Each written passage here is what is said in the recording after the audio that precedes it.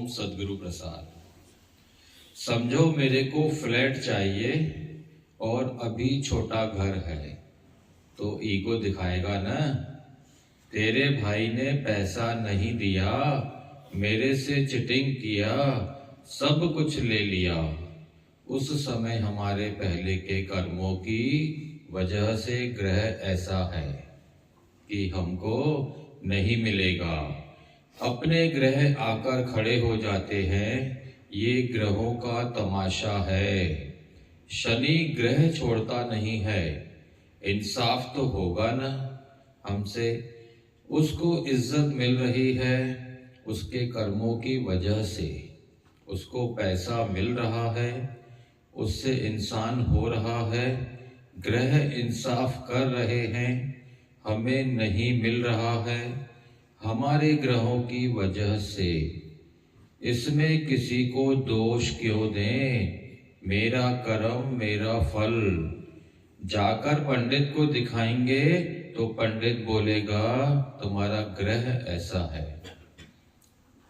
दुर्योधन देखो तो अहंकारी था, द्वैत वाला था, पर एक टाइम ऐसा था जब ही इंद्रप्रस्थ बना था तो कृष्ण ने बोला अर्जुन को कि अभी दुर्योधन का ग्रह अच्छा है, उसके हाथ से दान कराओ। कृष्ण को मालूम था कि अभी ये जितना देगा उसको 10 गुना बढ़ता जाएगा। वो ज्यादा ज्यादा दे रहा था और बढ़ता जा रहा था। भले वो अहंकारी था,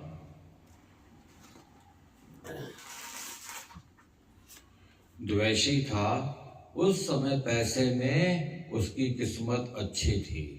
तो कभी कभी हमारी बहन होती है, भाभी होती है, देवरानी या नंद होती है, गलत दिखती है हमको, पर उस समय उसके ग्रह अच्छे होते हैं तो सब उसका फेवर लेते हैं। वो भले 10 गलतियां करे पर प्रकृति उसके पीछे भागती है।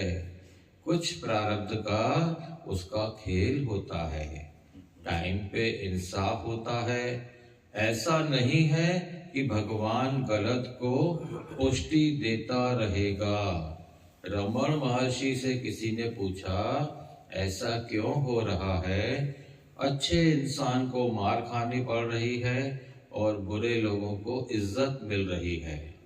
तो महर्षि ने बोला सबका अच्छे कर्मों का हिसाब भगवान के पास है। कभी उसने अच्छा कर्म किया होगा तो उसको इज्जत मान मिल रही है।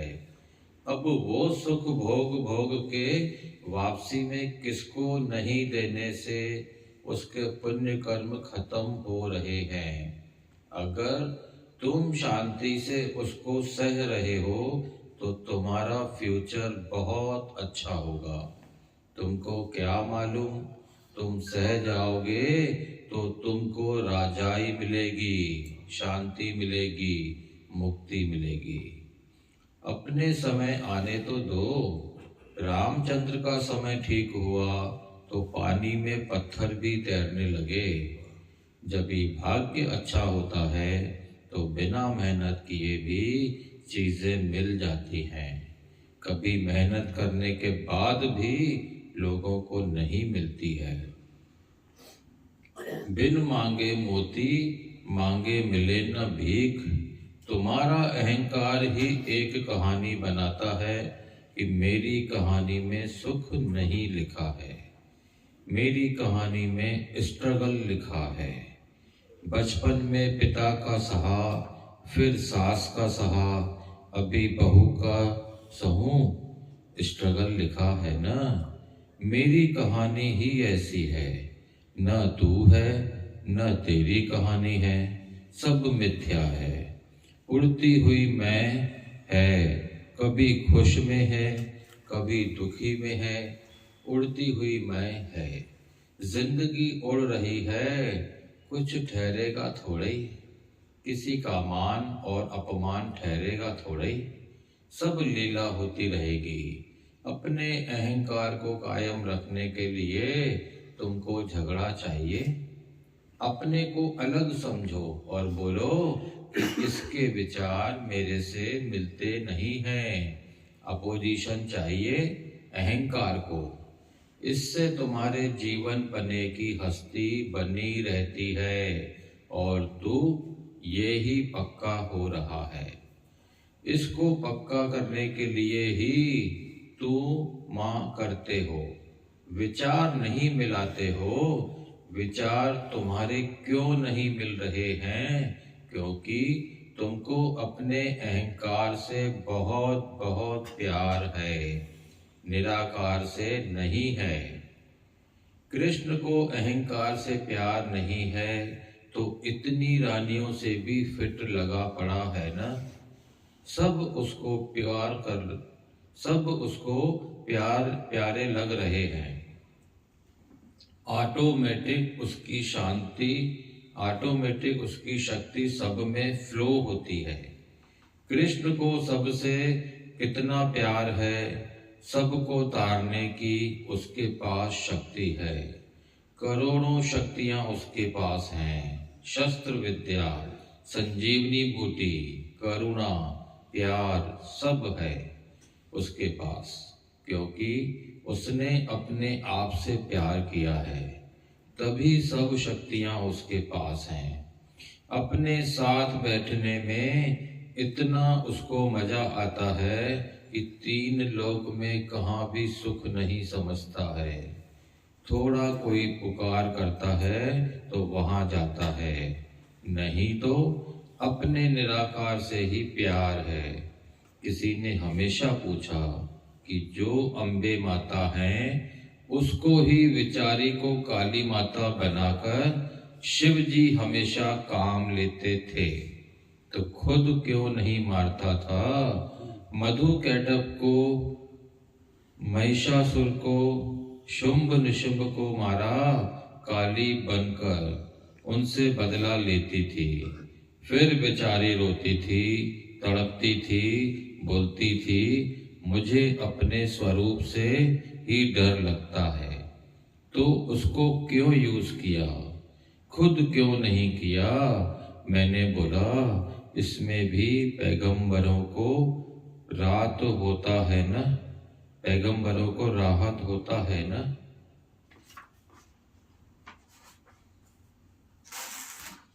अगर शिवजी गुस्से में आते थे तो सारी सृष्टि की प्रलय हो जाती थी। उसका लिमिट में गुस्सा था तो बस राक्षस ही मरता था।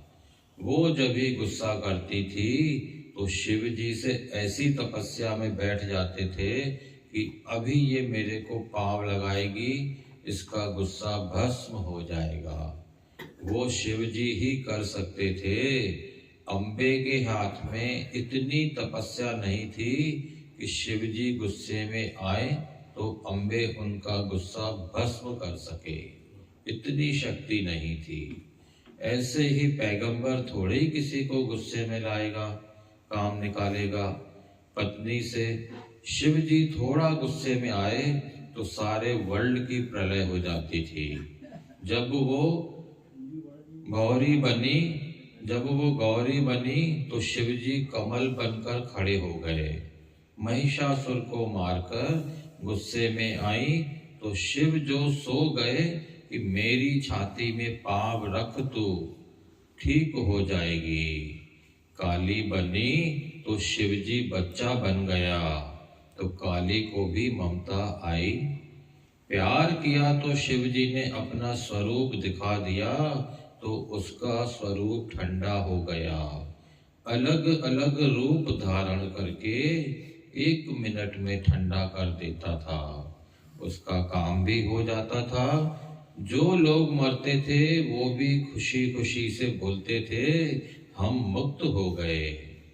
हर एक चीज का कारण है, राज है। राम ने हनुमान को बोला लंका जाओ, लक्ष्मण को नहीं बोला। उनको मालूम है ना कौन क्या कर सकता है, किसमें क्या एनर्जी है। हर एक में भगवान ने एनर्जी डाली है। भगवान को जिसको जो पावर देना है देता है, किसी के पाठ से हमारा क्या मतलब है। हम अपने पाठ से खुश रहें। मुक्ति हमको किससे मिलेगी?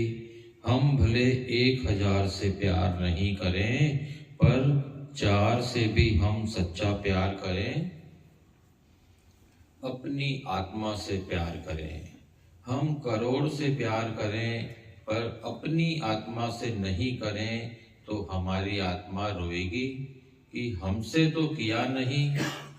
अंतरात्मा को प्यार करना बहुत बहुत बहुत जरूरी है। उसको ही सब भूल के बैठे हैं। दूसरे को प्यार करने में ही सबको खुशी आ गई है। हमारे पास पुरुष भी है, पुरुषोत्तम भी है, फिर तुम अकेले क्यों?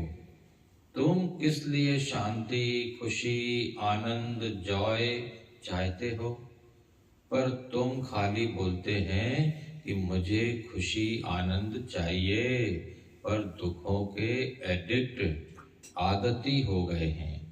दुखी होने का नजरिया ढूंढते हो, यही हम दूसरे की बात में जाकर ही दुख खरीद सकते हैं। खबर निकालते हैं, उसमें नुकसान है।